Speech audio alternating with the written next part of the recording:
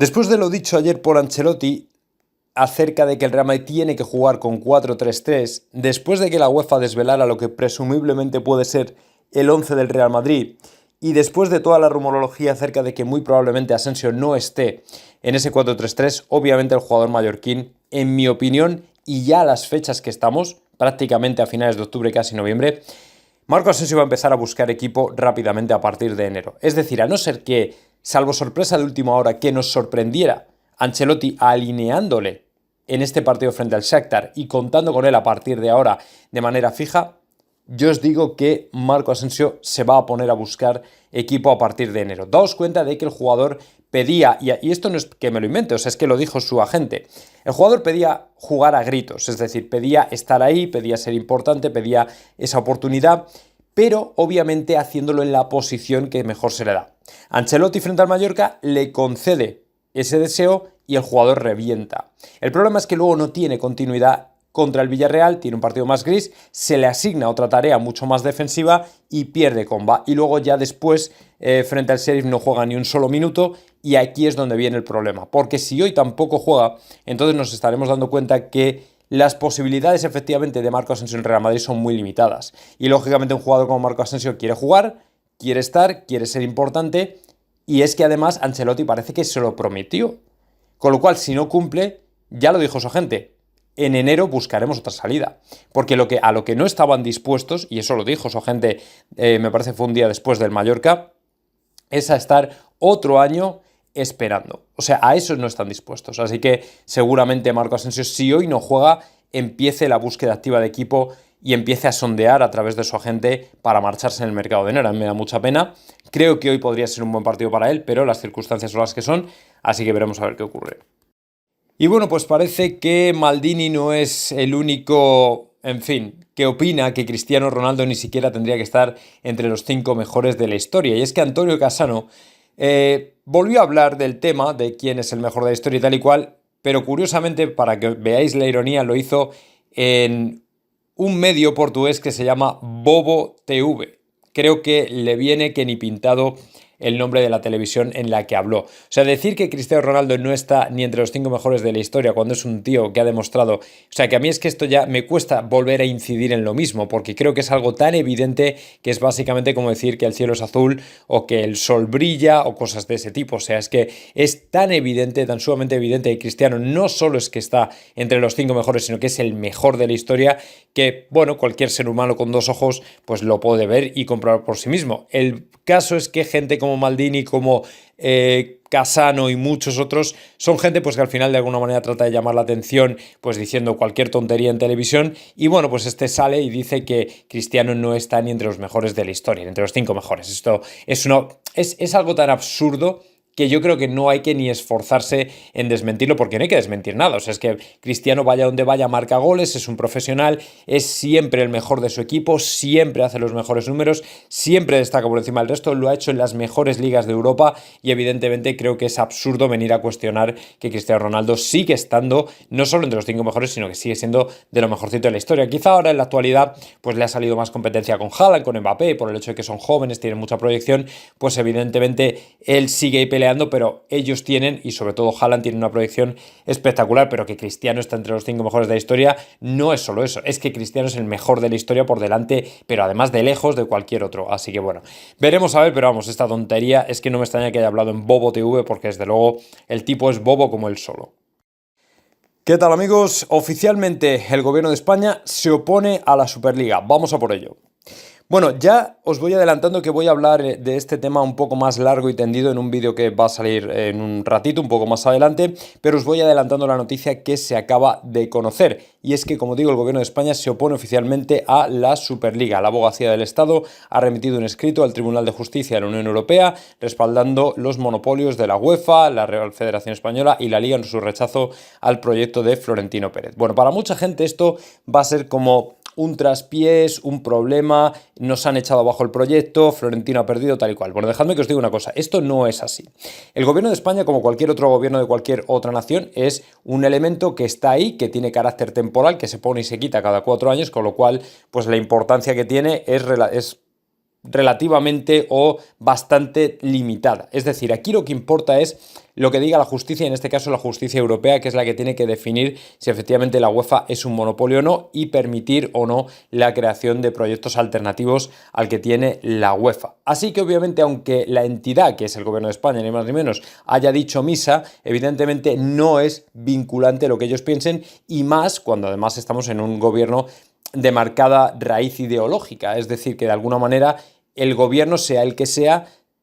tiene una opinión subjetiva acerca de prácticamente cualquier acuerdo. Ya digo, esto ya va más allá de ser de derechas, de izquierdas, cada gobierno tiene una raigambre, una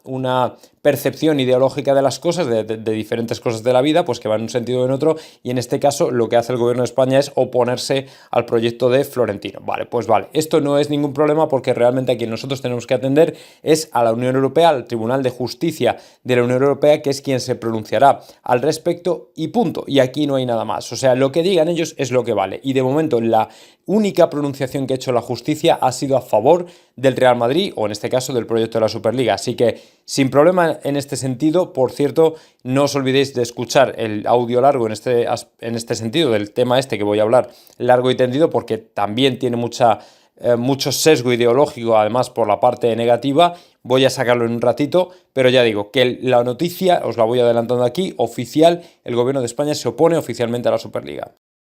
Luego, por supuesto, quería hablar también del jugador que ya os comenté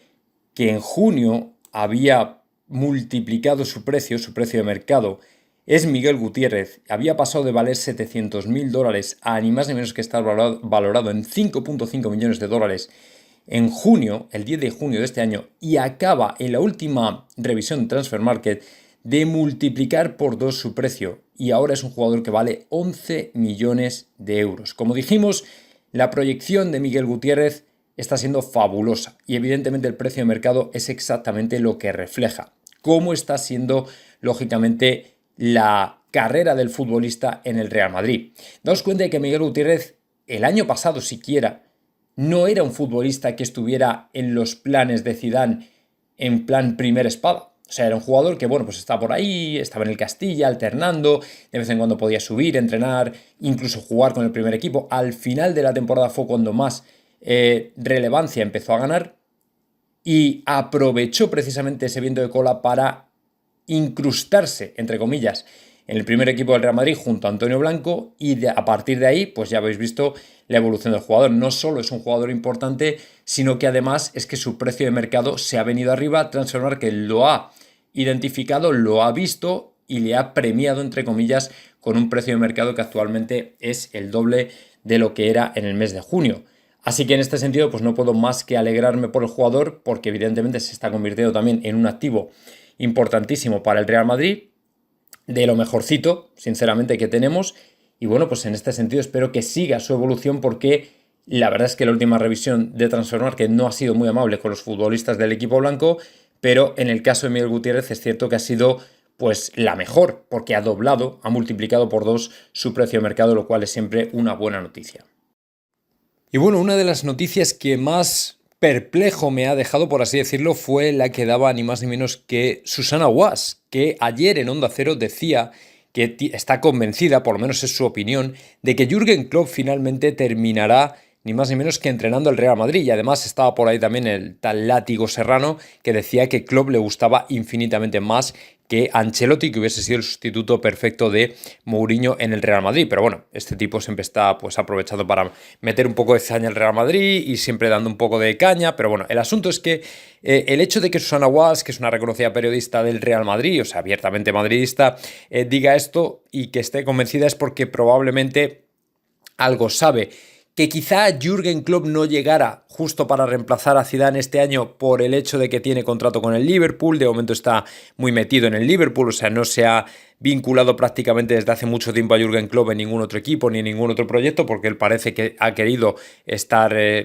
y seguir de momento en el proyecto del Liverpool. Pues evidentemente yo creo que esto es lo que hizo al Real Madrid pensar en otros nombres o en otras posibilidades, pero sinceramente yo creo que si por alguna casualidad Jürgen Klopp hubiera estado efectivamente disponible, creo que efectivamente quizá el Real Madrid habría valorado y pensado en la opción de Jürgen Klopp al Real Madrid. Así que bueno, no sabemos, desde luego el presente no tiene pinta, pero no sabemos si en un futuro próximo quizá el alemán pueda terminar entrenando al Real Madrid. La verdad es que sería una opción bastante interesante, con todos los respetos a Carleto y por supuesto con todo el tiempo que hay que concederle al italiano para que vuelva a hacerlo bien en el Real Madrid. Yo creo que quizá podría ser un entrenador del futuro a medio plazo o largo plazo del equipo blanco. Creo que tiene una buena propuesta futbolística, creo que su trabajo en Liverpool ha sido interesante, pero bueno, también sabéis que como en la Premier los entrenadores suelen estar bastante tiempo, salvo catástrofe, en los equipos, como por ejemplo Guardiola en el City o Klopp en el Liverpool, o cuando estuvo Arsene Wenger o Ferguson en el Arsenal y United. Pues bueno, no sé hasta qué punto él querrá abandonar, por lo menos en el corto plazo. Y bueno, pues a pesar de que le dio cierta esperanza durante la rueda de prensa, lo cierto es que Ancelotti habría probado con Mendy de lateral zurdo y parece que no le convenció a nadie. Evidentemente el jugador sigue, saliendo prácticamente de un proceso que le ha tenido apartado de los terrenos de juego durante 5 meses y no está obviamente al 100%. Para todos es una alegría que Ferland Mendy haya vuelto a los entrenamientos, que entre la dinámica de grupo y tal y cual. Ya sabéis que encima la defensa del Real Madrid está ahora mismo en entredicho, está bajo el foco porque es, digamos, la parte más débil del equipo, pero parece que ayer se llevó a cabo una prueba con él y bueno, pues Ancelotti no quedó del todo convencido y muy probablemente, aunque yo creo que Ferland Mendy hoy sí que podría tener minutos, lo que no creo, sin embargo, es que salga de inicio. Me puedo equivocar, O sea, a lo mejor nos sorprende a todos y resulta que, bueno, que no le convenció demasiado, pues a lo mejor dice, bueno, pues es que no tengo nada mejor. Y yo personalmente, desde luego, creo que ahora mismo Mendy a nivel defensivo en el lateral izquierdo creo que es la mejor opción del Real Madrid, por delante de Marcelo, por supuesto, y por delante incluso de Miguel Gutiérrez. Pero Miguel Gutiérrez, como tiene ahora mismo la frescura, está más fresco que Mendy, lógicamente, que acaba de salir de una lesión, pues sí que puede contar con más opciones para seguir adelante o para estar de titular en el equipo blanco hoy, incluso por delante de un Ferland Mendy que en fase defensiva pues para mí es favorito. Así que bueno, pues vamos a ver cómo evoluciona. Yo creo que el francés va a ir revirtiendo la situación a medida que él se vaya encontrando más a gusto, que lo vea cada vez mejor, que vaya entrenando con el equipo, que vaya entrando más otra vez en la dinámica. Daos cuenta de que ha estado mucho tiempo apartado del equipo blanco y esto pues lógicamente tiene que repercutir de alguna manera. Así que bueno, veremos a ver qué ocurre, pero yo personalmente creo que hoy Mendy no va a ser titular, aunque tampoco descarto que tenga minutos un poco para ir tomando la temperatura y bueno, pues ir volviendo al equipo poco a poco y de manera progresiva.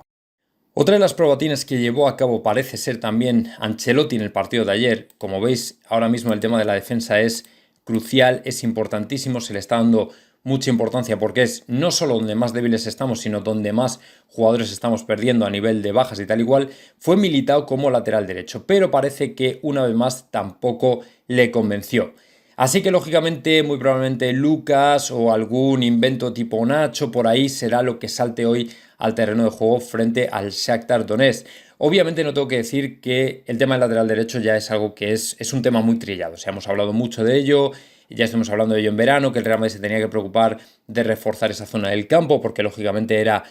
importante, nos íbamos a quedar muy cortos, Odriozola se iba a la Fiorentina, Carvajal no terminaba de salir del tema de las lesiones, ha vuelto a recaer y lógicamente Lucas parece que no solo no está haciendo una buena temporada, sino que también parece que, o tampoco parece que sea de los jugadores favoritos de Ancelotti y de hecho pudiendo hacerlo, incluso llegó a optar, por ejemplo, por Fede Valverde en el partido frente al Villarreal como lateral derecho, con lo cual yo creo que queda claro que Lucas pues no es de sus favoritos. Así que bueno, pues en este sentido veremos a ver cómo trata también este asunto Ancelotti en el partido de hoy frente al Shakhtar. Yo creo que pues vamos a ver, tampoco me voy a aventurar a decir algo que realmente no sé, o sea, yo creo que va a intentar alguna cosa, pues Nacho lateral derecho, quizá apueste por Lucas, ¿por qué no? O sea, puede apostar por Lucas, pero viendo lo que ha ocurrido en los últimos partidos, por quién ha apostado, cómo lo ha hecho, los inventos que ha llevado a cabo, no lo tengo claro. Entonces prefiero guardar silencio y hasta que no lo vea, pues no decir nada. Pero evidentemente que es una de las posiciones más débiles ahora mismo dentro de la posición en general más débil, que es la defensa del Real Madrid, pues yo creo que eso no es engañar a nadie, sino que es contar toda la verdad. Así que veremos a ver qué idea tiene Ancelotti y finalmente qué ocurre.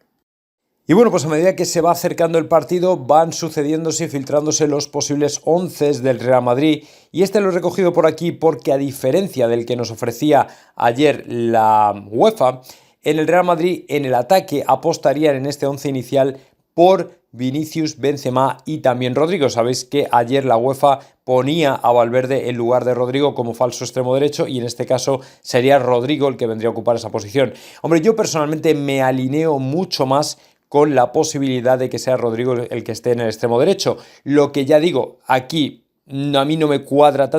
no porque no lo crea, sino porque no estaría muy de acuerdo en que así fuera. Es el centro del campo con Casemiro, Kroos y Modric, que es reeditar un centro del campo pues más típico de los años de Zidane, que lo que yo entiendo que debe ser el nuevo Real Madrid. Es decir, yo lo dije ayer, para mí Ancelotti tiene que salir con todas las herramientas posibles, con todas las cartas boca arriba, y lo que él entiende que tiene que ser el nuevo Real Madrid, que es básicamente un centro del campo poderoso, vertical,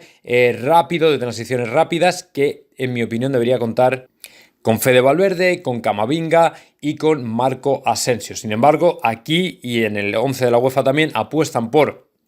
ser conservadores y decir que Ancelotti va a sacar a Casemiro, Kroos y Modric. Bueno, es cierto que el Shakhtar te va a jugar, aunque este entrenador del Shakhtar es verdad que mueve mucho al equipo en los términos del guardiolismo, eso también es cierto, pero si apuestan por la verticalidad, la velocidad y sorprender al Real Madrid como nos hicieron el año pasado, pues quizá el tener la pelota con jugadores como especialmente como Modric, mantener un poco más la pelota, intentar dominar la posesión del balón y tal y cual, puede tener su sentido, o sea que tampoco lo descartaría, pero yo personalmente pues apuesto por un fútbol mucho más vertical, más vistoso, más rápido, que en mi opinión debería tener más cabida con Camavinga, Fede Valverde y todos estos, pero bueno, veremos al final a ver qué once saca. Y bueno, pasando ya de noticias, bueno, pues ciertamente amargas, nos vamos a una un poquito más feliz, y es que ayer Andrés Onrubia pasaba por Bernabéu Digital para hablar un poco de la actualidad del fútbol y lógicamente como especialista en fútbol francés pues tenía que hablar obviamente de Kylian Mbappé, del que decía que lógicamente él no le ve sinceramente renovando con el Paris Saint-Germain. Es decir, veo muy difícil, decía Andrés Onrubia, que Mbappé renueve. De alguna manera, al preguntarle, por ejemplo, cómo está el ambiente con Mbappé, se le sigue animando y respaldando después de las últimas declaraciones, Onrubia decía, el otro día recibió una ovación, lo cual es cierto, la verdad es que hizo un gran partido y fue ovacionado por ello. Recibió una ovación increíble después de dar la victoria a su equipo. Lo bueno de aquellas entrevistas es que fueron antes del parón. De alguna manera, Andrés Onrubia venía a destacar que efectivamente, como había habido tanta distancia entre las declaraciones y la entrevista y la vuelta al estadio, pues obviamente era como que todo se había calmado bastante. Pero añadía, en París creen que es muy difícil que renueve, aunque los ánimos siguen intactos para intentar que lo haga. Luego además se le preguntaba, ¿cree que Mbappé solo explicó su verdad o quiso lanzar un mensaje oculto? Decía Andrés Onrubia, yo creo que quería hablar porque se dijeron muchas cosas en verano y dejar claro que quería salir del PSG, pero que aceptó que el club francés no lo vendiera para no entrar en una disputa, es decir, explica la verdad, no sé si a medias porque Pochettino dijo en un día en rueda de prensa que Mbappé no le confesó que quería salir, pero creo que dijo la verdad y que es una entrevista en la que confirma que quería salir del PSG y que ahora mismo está centrado en sus objetivos. Y luego ya le preguntaban, ¿le ves ahora más cerca del PSG o del Real Madrid? No podemos decir que el fichaje Mbappé por el Real Madrid esté hecho, eso también es verdad, ni tampoco que su renovación esté cerrada. El único que lo sabe es el jugador, no sé si lo veo más cerca del PSG, creo que la situación está muerta, pero sí que es verdad que puede haber alguna reunión que cambie la opinión del jugador, aunque no haber renovado desde que llegó a París, veo muy difícil que Mbappé renueve ahora en 2 meses, si no lo ha hecho ya en los últimos 4 años. Yo creo que es una verdad como un templo, al fin y al cabo, los hechos es que el jugador todavía no ha renovado, y un jugador que se encuentra en el último año de contrato es prácticamente inasumible que vayas a decir, no, ahora en el último momento me lío, la manta a la cabeza y renuevo, cuando además es que ni siquiera se están sentando a negociar nada, es decir, hablan para aquí, para allá, para arriba, para abajo, pero realmente no sacan nada en claro, así que en este sentido yo creo que no hay que tener ningún tipo de preocupación, porque también me alineo con la posición de Onrubia y creo que Mbappé va a venir al Real Madrid y no va a renovar con el Paris Saint-Germain. Una de las cosas que más me gustó escuchar anoche fue efectivamente la confesión de Piqué a Ibai Llanos, efectivamente reconociendo que Florentino, una vez más en el último momento, les volvió a levantar a un jugador al Fútbol Club Barcelona. Me refiero, el primero de ellos, lógicamente, o la gran levantada fue la de Figo allá por el año 2000. Bueno, el asunto es que Piqué decía que él habló con Vinicius personalmente y que lo tenía hecho con el Barça, pero que en el último momento le ofrecieron el doble y se largó. Luego ya el resto es historia. Ya sabemos que Vinicius parece que tenía esas dos opciones y finalmente, según Vinicius, según su agente, el jugador prefirió al Real Madrid porque siempre había sido del Real Madrid. Claro, aquí de alguna manera Piqué lo que quiere mostrar es una contradicción y dejar mal a Vinicius, porque Vini siempre había dicho que había querido jugar en el Real Madrid, y Piqué lo que decía o lo que quería resaltar es que el jugador estaba mintiendo y que él lo tenía hecho con el Barça. Eso no quiere decir que fuera del Barça. Punto número 1. El jugador puede haber querido jugar en el Real Madrid toda la vida, pero daos cuenta de que vienen de extractos tan sumamente pobres en Brasil, que evidentemente a un jugador como él, si le ofreces un contrato profesional, él puede ser del Real Madrid, pero tiene que vivir y tiene que comer. Y si el Barça se adelantó y le ofreció el primero un megacontrato, lo que fuera, pues lógicamente a lo mejor con todo el dolor de su corazón, pero entendería que debería fichar por el Barça, por lo menos por no quedarse sin nada. Pero si luego aparece el Real Madrid, obviamente cambia de opinión y se larga. Ya no solo porque le ofrezcan el doble, es que además es del Real Madrid. ¿Me entendéis? Pero en cualquier caso, lo que hay que destacar aquí es, una vez más, el golpe maestro, la jugada maestra, el rápido movimiento de Florentino para levantarle al Barça a otro jugador, y en este caso un supercrack como es Vinicius. Así que en este sentido me encantó que Piqué dijera esto, porque no solo yo no dudo del madridismo de Vinicius, no solo no ha demostrado que Vinicius era un culé o algo así, sino que encima lo que demuestra es que Florentino una vez más le levantó a otro jugador al FC Barcelona, y eso sí que me encanta. Luego, otra de las revelaciones que hacía ni más ni menos que Eduardo Inda ayer en el Chiringuito, hacía referencia a Kylian Mbappé, y lógicamente por eso tenemos que recogerla por aquí. Me cuadra bastante porque además, si veis la entrevista a Andrés Onrubia, creo que iban un poco en el mismo sentido, y es que la nueva estrategia de Mbappé para salir del Paris Saint-Germain y salir de la mejor manera posible es ni más ni menos que no volviendo a hablar del Real Madrid. Es un poco lo que comentaba el otro día en la entrevista a Andrés Onrubia con Bernabéu Digital, y es que decía ni más ni menos que el jugador el otro día se llevó una ovación cerrada en el Parque de los Príncipes por su actuación frente al Angers. Obviamente lo que dijo a Radio Montecarlo está más o menos relativamente olvidado, aunque la afición siga sabiendo y siga siendo consciente de que el jugador se va a marchar, pero él lo que quiere es las menores disputas posibles, y por eso va a intentar no hablar absolutamente nada del Real Madrid hasta que el próximo día 1 de enero firme lógicamente con la entidad del Real Madrid, en palabras de Eduardo Inda. A mí me parece la estrategia más inteligente, por eso todavía me sorprende, intento indagar cómo se le pudo ocurrir a Mbappé dar una entrevista de una manera tan descarnada. Es decir, si él quería hablar, lo cual obviamente es entendible que quisiera hablar y dar su versión de los hechos, de lo que había pasado en verano y todo eso, lo cierto es que tampoco era el momento, porque ahora ya iniciada la temporada, realmente lo único que podías causar era un terremoto de proporciones bíblicas, que es un poco lo que ocurrió, y menos mal que fue antes del parón de selecciones, y bueno, pues todo quedó un poco ahí como, bueno, venga, pelillos a la mar y fuera, pero obviamente se arriesgó mucho, en mi opinión,